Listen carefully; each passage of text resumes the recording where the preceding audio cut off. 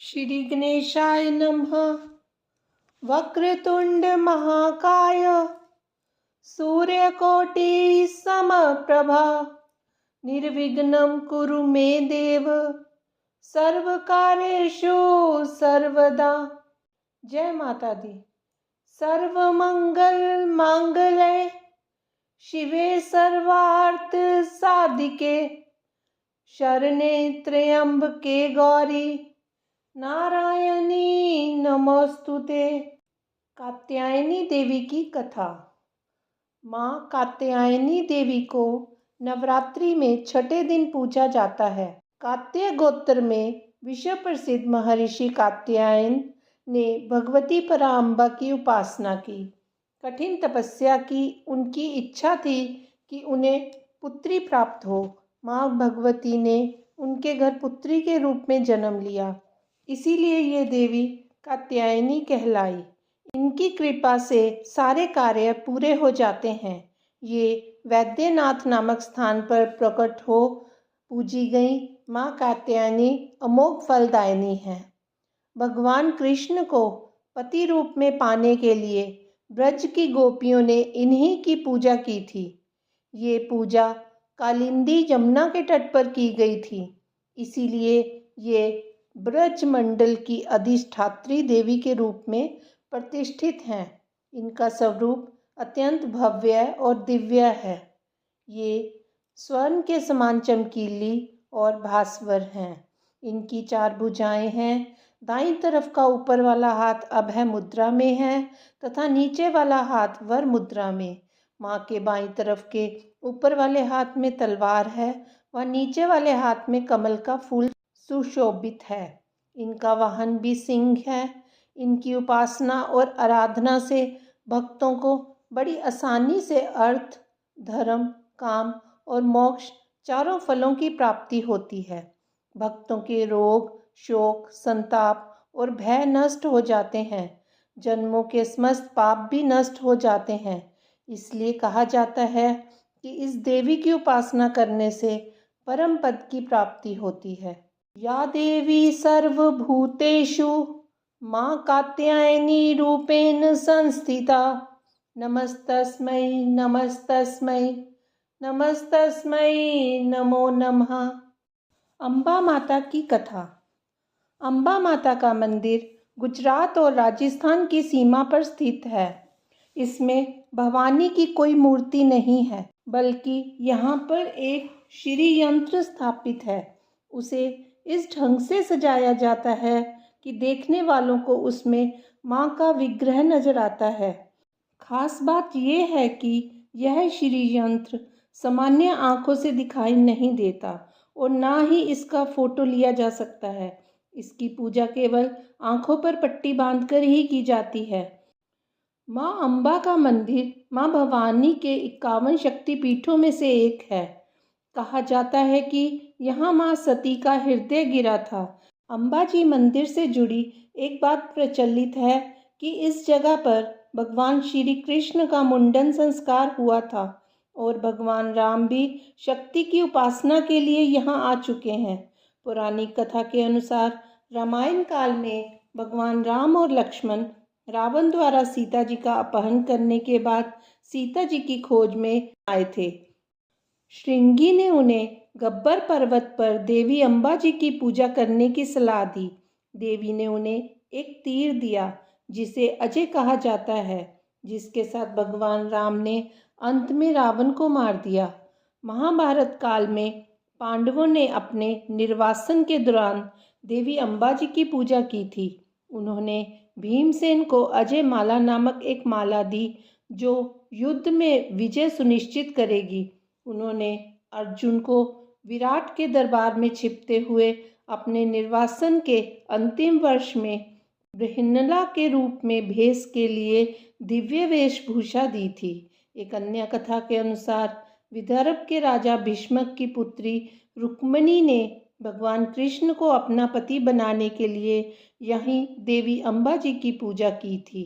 देवी अम्बा शक्ति का अवतार हैं और वह बुराई पर विजय प्राप्त करने के लिए जानी जाती हैं। देवी हर तरफ हथियारों के साथ प्रकाश के एक चक्र के रूप में उभरती हैं और उन्हें महिषासुर मर्दिनी के रूप में भी पूजा जाता है। अंबाजी मंदिर में आने वाले भक्त उस दिव्य लौकिक शक्ति की पूजा करते हैं जो अंबाजी के रूप में अवतरित होती हैं। यह मंदिर देवी शक्ति के दिल का प्रतीक है और भारत में प्रमुख शक्तिपीठों में से एक है। जय माता दी। दुर्गा सप्तशती 9वां अध्याय निशुंभ वध। ध्यान। मैं अर्धनारीश्वर के श्री विग्रह की निरंतर शरण लेता हूँ।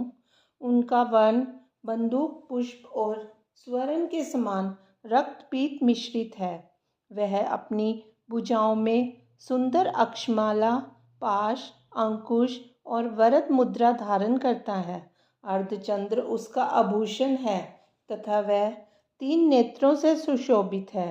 राजन ने कहा, भगवान, आपने रक्तबीज के वध से संबंध रखने वाला देवी चरित्र का ये अद्भुत महात्म्य मुझे बतलाया। अब रक्तबीज के मारे जाने पर अत्यंत क्रोध में भरे हुए शुंभ और निशुंभ ने जो कर्म किया उसे मैं सुनना चाहता हूँ। ऋषि कहते हैं, राजन, युद्ध में रक्तबीज तथा अन्य दैत्यों के मारे जाने पर शुंभ और निशुंभ के क्रोध की सीमा न रही। अपनी विशाल सेना इस प्रकार मारी जाती देख निशुंभ अमर्ष में भरकर देवी की ओर दौड़ा। उसके साथ असुरों की प्रधान सेना थी। उसके आगे पीछे तथा पार्श्व भाग में बड़े बड़े असुर थे जो क्रोध से ओंठ चबाते हुए देवी को मार डालने के लिए आए। महापराक्रमी शुंभ भी अपनी सेना के साथ मातृगणों से युद्ध करके क्रोधवश चंडिका को मारने के लिए आ पहुंचा। तब देवी के साथ शुंभ और निशुंभ का घोर संग्राम छिड़ गया। वे दोनों दैत्य मेघों की भांति बाणों की भयंकर वृष्टि कर रहे थे। उन दोनों के चलाए हुए बाणों को चंडिका ने अपने बाणों के समूह से तुरंत काट डाला और शस्त्र समूहों की वर्षा करके उन दोनों दैत्यपतियों के अंगों में भी चोट पहुंचाई। निशुंभ ने तीखी तलवार और चमकती हुई ढाल लेकर देवी के श्रेष्ठ वाहन सिंह के मस्तक पर प्रहार किया।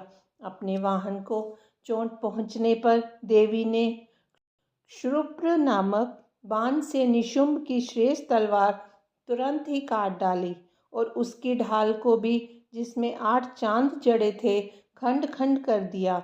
ढाल और तलवार के कट जाने पर उस असुर ने शक्ति चलाई, किंतु सामने आने पर देवी ने चक्र से उसके भी 2 टुकड़े कर दिए। अब तो निशुंभ क्रोध से जल उठा और दानव ने देवी को मारने के लिए शूल उठाया, किंतु देवी ने समीप आने पर उसे भी मुक्के से मारकर चूर्ण कर दिया। तब उसने गदा घुमाकर चंडी के ऊपर चलाई, परंतु वह भी देवी के त्रिशूल से कटकर भस्म हो गई। तदनंतर दैत्यराज निशुंभ को फरसा हाथ में लेकर आते देख देवी ने बाण समूहों से घायल कर धरती पर सुला दिया। उस भयंकर पराक्रमी भाई निशुंभ के धराशायी हो जाने पर शुंभ को बड़ा क्रोध हुआ और अंबिका का वध करने के लिए वह आगे बढ़ा। रथ पर बैठे बैठे ही उत्तम आयुधों से सुशोभित अपनी बड़ी बड़ी 8 अनुपम भुजाओं से समूचे आकाश को ढककर वह अद्भुत शोभा पाने लगा। उसे आते देख देवी ने शंख बजाया और धनुष की प्रत्यंचा का भी अत्यंत दुस्सह शब्द किया। साथ ही अपने घंटे के शब्द से, जो समस्त दैत्य सैनिकों का तेज नष्ट करने वाला था, संपूर्ण दिशाओं को व्याप्त कर दिया। तदनंतर सिंह ने भी अपनी दहाड़ से, जिसे सुनकर बड़े बड़े गजराजों का महान मद दूर हो जाता था, आकाश, पृथ्वी और 10 दिशाओं को गुंजा दिया। फिर काली ने आकाश में उछलकर अपने दोनों हाथों से पृथ्वी पर आघात किया। उससे ऐसा भयंकर शब्द हुआ जिससे पहले के सभी शब्द शांत हो गए। तत्पश्चात शिवदूती ने दैत्यों के लिए अमंगलजनक अट्टहास किया। इन शब्दों को सुनकर समस्त असुर थर्रा उठे, किंतु शुंभ को बड़ा क्रोध हुआ। उस समय देवी ने जब शुंभ को लक्ष्य करके कहा, ओ दुरात्मन, खड़ा रह, खड़ा रह। तभी आकाश में खड़े हुए देवता बोल उठे, जय हो, जय हो। शुंभ ने वहां आकर ज्वालाओं से युक्त अत्यंत भयानक शक्ति चलाई। अग्नि में पर्वत के समान आती हुई उस शक्ति को देवी ने बड़े भारी लूके से दूर हटा दिया। उस समय शुंभ के सिंहनाद से तीनों लोग गूंज उठे। राजन, उसकी प्रतिध्वनि से वज्रपात के समान भयानक शब्द हुआ, जिसने अन्य सब शब्दों को जीत लिया। शुंभ के चलाए हुए बाणों के देवी ने और देवी के चलाए हुए बाणों के शुंभ ने अपने भयंकर बाणों द्वारा सैकड़ों और हजारों टुकड़े कर दिए। तब क्रोध में भरी हुई चंडिका ने शुंभ को शूल से मारा। उसके आघात से मूर्छित हो वह पृथ्वी पर गिर पड़ा। इतने में ही निशुंभ को चेतना हुई और उसने धनुष हाथ में लेकर बाणों द्वारा देवी, काली तथा सिंह को घायल कर डाला।